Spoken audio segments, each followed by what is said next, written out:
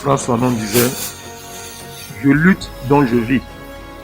Monsieur Bandakani ne peut pas vivre s'il ne lutte pas.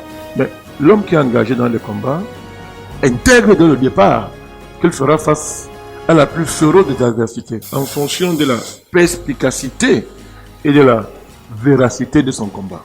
Donc il se peut qu'aujourd'hui, les combats que j'assume, le panafricanisme, les combats de libération du continent africain, évidemment, nous n'inventons rien, nous inscrivons dans la continuité de ceux qui nous ont précédés.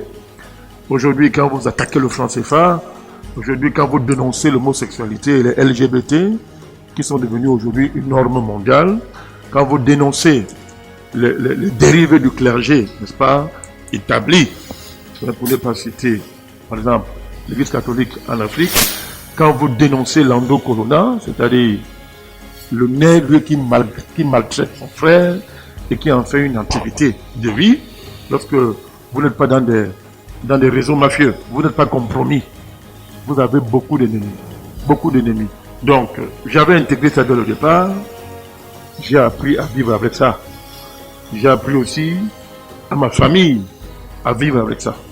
Donc, l'adversité fait partie de la lutte politique. L'adversité fait même partie de la vie. Si vous ne voulez pas de l'adversité, renoncez à vivre.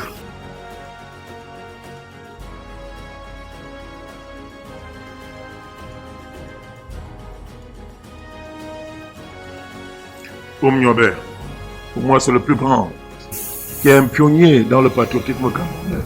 Grand Douala Mangabel et ceux qui l'ont, et ceux de sa génération, les Ngosodine, les Madola, et tous ces héros inconnus qui ont fondé la résistance de notre pays, le Cameroun, pour ne parler que d'eux, qui sont dans l'anonymat aujourd'hui. Et il faut préciser que ces héros-là, ils sont de toutes les régions du Cameroun. Le Cameroun est l'un des rares pays qui a des héros dans toutes les régions. Le patriotisme camerounais et l'héroïsme camerounais est fondamentalement national. On ne peut pas le régionaliser. C'est ça qui fait la particularité du Cameroun.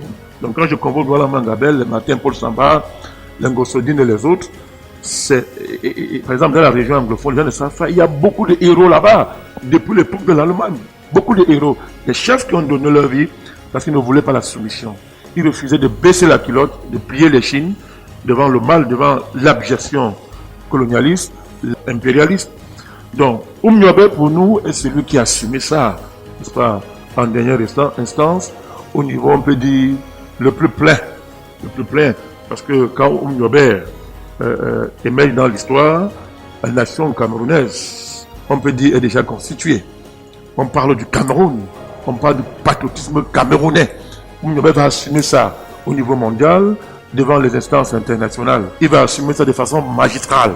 Et par là, il va poser, plus que d'autres, ce que nous appelons le caractère international du Cameroun, la vocation internationale, universaliste du Cameroun.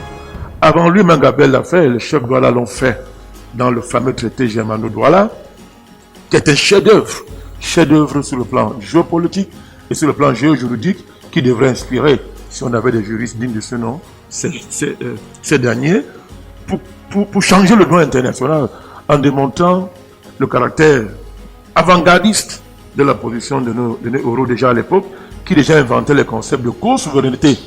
Aujourd'hui, on parle de globalisation, tout ça et consorts. Nos ancêtres, les Mangabel à l'époque, ont inventé le projet de co-souveraineté. Les Allemands n'ont vu que du feu. C'est pour ça qu'ils ont été violents. Ils ont été obligés de procéder par la sauvagerie habituelle de la pose impérialiste. Donc pour moi, Ruben Oumniobé est le plus grand homme politique camerounais. D'abord, il est sa stature est mondiale, n'est-ce pas? Il y a évidemment Sankara, que j'aime beaucoup. J'aime beaucoup Sylvain Olympio, n'est-ce pas? Il incarne pour nous le caractère inacceptable du franc CFA. Et ce qu'il a de plus abject. Donc Sylvain Olympio a assumé ça. J'aime beaucoup Laurent Gbagbo, tout le monde le sait. J'ai du respect pour Mandela, mais beaucoup de réserve parce qu'il n'est pas dans mon panthéon. Ben, c'est un grand Africain, on va pas le nier. Il y a beaucoup de figures comme ça. J'aime beaucoup Winnie Mandela, on parle beaucoup des femmes. Elle incarne, j'aime beaucoup Simone Gbagbo et toutes ces grandes dames, n'est-ce pas, qui meublent le panthéon du continent africain et le panthéon de l'humanité.